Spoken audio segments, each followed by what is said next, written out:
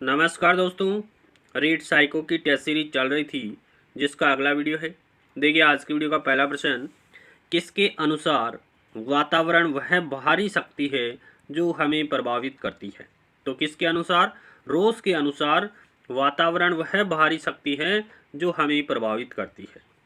अगले प्रश्न की बात करें कि मनोवैज्ञानिक फ्राइड के अनुसार ईदम का आधार किसे मानेंगे। तो ईदम का आधार माना गया है सुख को। मनोवैज्ञानिक फ्राइड के अनुसार ईदम का आधार किससे माना गया है? तो सुख को माना गया है। अगले प्रश्न की बात करें कि एक संतुलित व्यक्तित्व वह है जिसमें अहम व परम अहम के बीच संतुलन स्थापित किया जाता है। एक संतुलित व्यक्तित्व वह है जिसमें अहम और परम अहम के बीच संतुलन स्थापित किया जाता है। अगले प्रश्न की बात करें कि वह प्रथम मनोवैज्ञानिक जिसने मानव व्यक्तित्व के अवचेतन भाग की व्यवस्थित रूप में छानबीन का प्रयास किया वह है। तो अवचेतन भाग का व्यवस्थित रूप से अध्ययन किसने किया था? सिगमंड फ्राइड के द्वारा किया गया है। अगले प्रश्न की बात करें कि फ्राइड के अनुसार स्वयं से प्रेम करना या मोह रखना कहलाता है। तो नार्सिसिज्म कहलाता है। फ्राइड के अनुसार स्वयं से प्रेम करना या मोह रखना नार्सिसिज्म कहलाता है। अगले प्रश्न की बात करें कि निम्नलिखित में से कौन सी व्यक्तित्व मापन की मनोविश्लेषणात्मक विधि नहीं है? कौन सी नहीं है? साक्षात्कार विधि है, वो व्यक्तित्व मापन की मनोविश्लेषणात्मक विधि नहीं है। बाकी देखिए व्यक्तित्व मापन की मनोविश्लेषणात्मक विधियाँ कौन सी है? मुक्त साहचर्य विधि भी है, स्वपन विश्लेषण विधि भी है और शब्द साहचर्य विधि। ये व्यक्तित्व मापन की मनोविश्लेषण विधियाँ हैं। अगले प्रश्न की बात करें, किसे अहम ग्रस्त छात्र की विशेषता के रूप में नहीं माना जा सकता है? तो किसे नहीं माना जा सकता? लक्ष्य की प्राप्ति हेतु छात्र अपेक्षित तल्लीनता प्रदर्शित करता है। ये अहम ग्रस्त छात्र की विशेषता नहीं है। बाकी देखिए अपेक्षित मानदंडों के अनुसार छात्र अपने व्यवहार को टालने की चिंता व्यक्त करता है। ये सही है। छात्र किसी पुरस्कार की इच्छा द्वारा अनुप्रेरित होता है। ये भी सही है। छात्र अपने आकांक्षा स्तर को अपने आत्म संपत्ति के अनुसार निर्धारित करता है। ये भी सही है। अगले प्रश्न की बात करें कि इच्छाओं की जननी किसे कहा गया है? तो ईदम को इच्छाओं की जननी कहा गया है। इच्छाओं की जननी किसे कहा गया है? ईड को इच्छाओं की जननी कहा गया है। अगले प्रश्न की बात करें कि निम्न में से कौन सा कथन सत्य है? सही कथन यहाँ पर बताना है। मस्तिष्क के चेतन मन का 1/10 भाग होता है। बिल्कुल सही बात है कि चेतन मन का, मस्तिष्क के चेतन मन का कितना भाग होता है? 1/10 भाग होता है। अचेतन मन में दुखद बातों व दमित इच्छाओं का भंडार होता है। ये भी सही है कि अचेतन मन में दुखद बातों व दमित इच्छाओं का भंडार होता है। अर्धचेतन मन में चेतन मन व अचेतन मन, अर्धचेतन मन है वो चेतन मन व अचेतन मन के मध्य एक सेतु या पुल का कार्य करता है। ये भी कथन राइट है। तो उपयुक्त सभी कथन यहाँ पर राइट हो जाएंगे। अगले प्रश्न की बात करें कि बर्ट व वर्णन ने मानसिक योग्यताओं का महत्व निम्न प्रकार दिया, जिसका सही क्रम यहाँ पर आपको बताना है।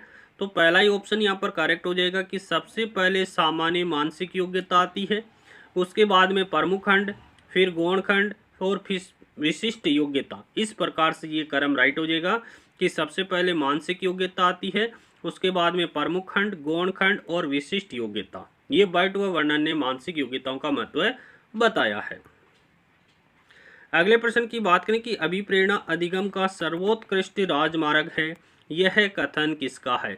तो यह कथन स्किनर के द्वारा कहा गया है कि अभिप्रेरणा अधिगम का सर्वोत्कृष्ट राजमार्ग है। यह कथन किसका है? स्किनर का है। अगले प्रश्न की बात करें कि निम्न में से असंगत है, असंगत कथन कौन सा है? देखिए एडीएचडी है वो अवधान संबंधी समस्या है। बिल्कुल सही है। एक्रोफोबिया ऊंचाई से डर लगना, एक्रोफोबिया में क्या होता है? ऊंचाई से डर लगता है। ये भी सही है। डिस्मोर्फिया, डिस्मोर्फिया में क्या होता है? स्वयं के बारे में भ्रमित रहना, स्वयं के बारे में भ्रमित रहना क्या कहलाता है? डिस्मोर्फिया कहलाता है। ये भी सही है। प्रोजेरिया स्वयं को सुंदर समझना, ये कथन गलत हो जाएगा। प्रोजेरिया है स्वयं को सुंदर समझना नहीं है, स्वयं को सुंदर समझना ये डिसमोर्फिया है। स्वयं को सुंदर समझना डिसमोर्फिया है। स्वयं को कुरूप समझना ये भी क्या है, डिसमोर्फिया, यानी स्वयं के बारे में भ्रमित रहना डिसमोर्फिया है। तो ऑप्शन द यहाँ पर करेक्ट आंसर हो जाएगा। फिर देखिए प्रोजेरिया।